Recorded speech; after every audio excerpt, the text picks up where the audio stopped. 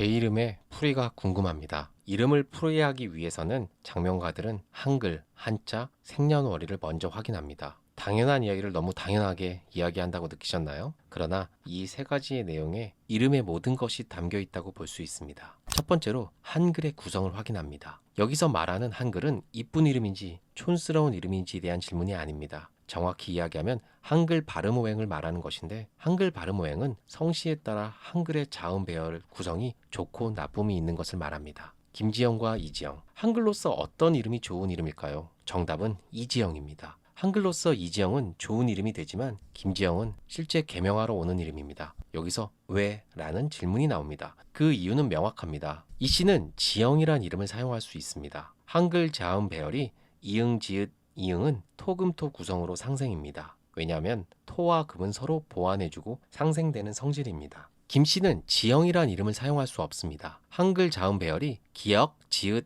이응은 목금토 구성으로 상극입니다.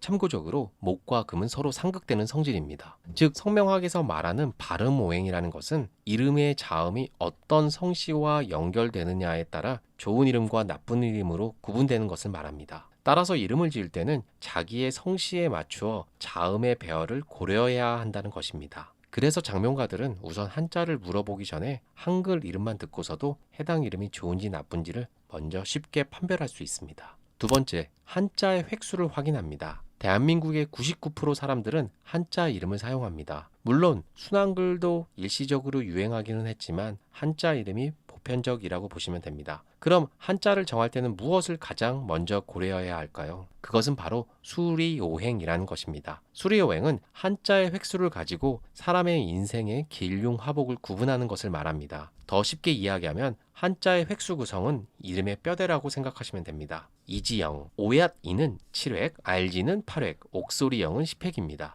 이지영이란 이름은 7획, 8획, 10획으로 구성되어 있습니다. 단순히 숫자의 나열이 아니라 수리오행은 한자 획수의 합이 중요한데, 그 이유는 각 획수의 합이 초년, 청년, 장년, 노년운을 구성하기 때문입니다. 위에서 획수의 합들 15, 17, 18, 25획은 모두 성명학에서 말하는 길격으로서 좋은 수리입니다. 수리오행이 나쁜 이름의 경우 한자 획수의 합이 흉격인 이름을 뜻합니다. 따라서 장명가들은 우선 한자의 획수를 한자별로 확인하고 각 한자의 획수를 더해보고 그 더한 숫자가 길격인지 흉격인지를 확인합니다. 이것이 중요한 이유는 한자의 획수합이 흉격인 경우를 확인해보면 대부분이 장명을 공부하시지 않은 분이 이름을 지은 경우이기 때문에 실제 한자 획수만 봐도 이름을 지은 사람이 장명을 공부했는지 안 했는지를 확인할 수 있는 것입니다. 세 번째로 생년월일실에 맞는 이름을인지 확인해야 합니다. 이것은 다른 말로 사주에 맞는 이름인지 확인한다고 말하기도 합니다. 즉 한자를 선택할 때 있어 아무 한자나 사용하는 것이 아니라 개인의 사주를 분석하여 개인이 가지고 있는 오행을 확인하고 실제 어떤 오행이 많고 적은지를 면밀히 살핍니다. 그리고 나서 한자의 성질을 확인하여 오행의 부족한 부분을 채웠는지 확인합니다. 예를 들어 이지영이란 이름으로 설명드려 보겠습니다. 우선 이지영의 생년월일시는 1994년 5월 6일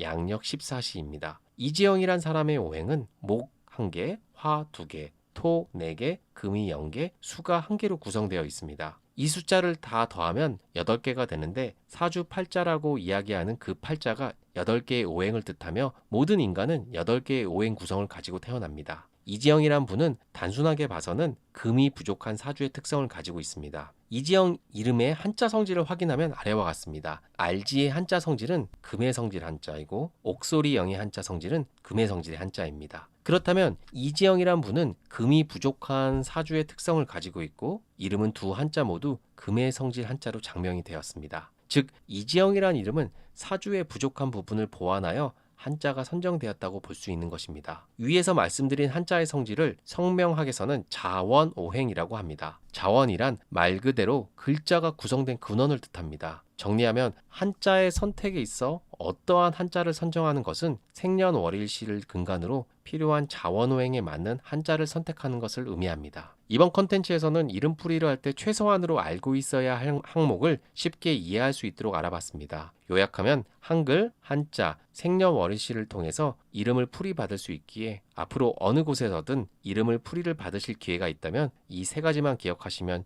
정확한 이름풀이를 들으실 수 있습니다. 감사합니다.